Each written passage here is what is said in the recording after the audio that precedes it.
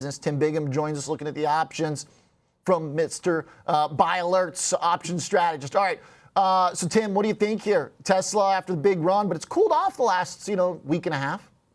Yeah, and I think it may continue to cool off even after earnings, OJ. That 260, 265 area you guys talked about certainly has been a major area of resistance 3 or 4 times just in the past year alone. So might be difficult to break through that wall. You could tell me earnings right now on Tesla, and I couldn't even really probably fathom how the market's going to react to it, to be quite honest. This is one that certainly, unless they blow it out to the upside or downside, I think may remain somewhat range bound here, which is usually not the norm for Tesla. IV obviously hugely elevated in front of earnings here. But I think some of the things you talked about with Kevin earlier may provide a little downside support as well. Certainly their battery and energy storage business, I think going forward, will be an important growing part of their overall business here. The car side, I think they're welcoming almost the fact that if the Republicans do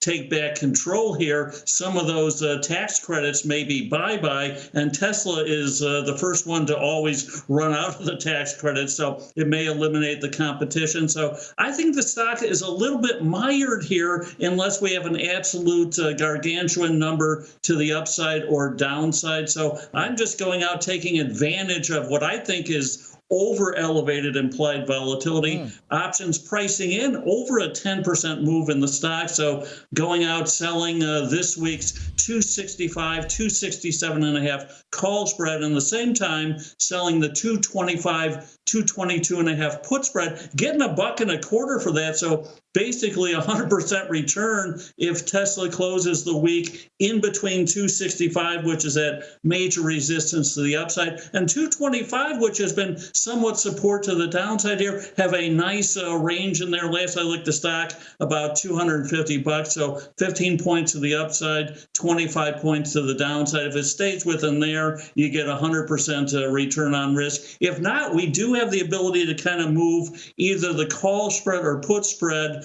down or up, bring in more premium, further defray the potential exposure on the trade to lessen the risk as well. All right.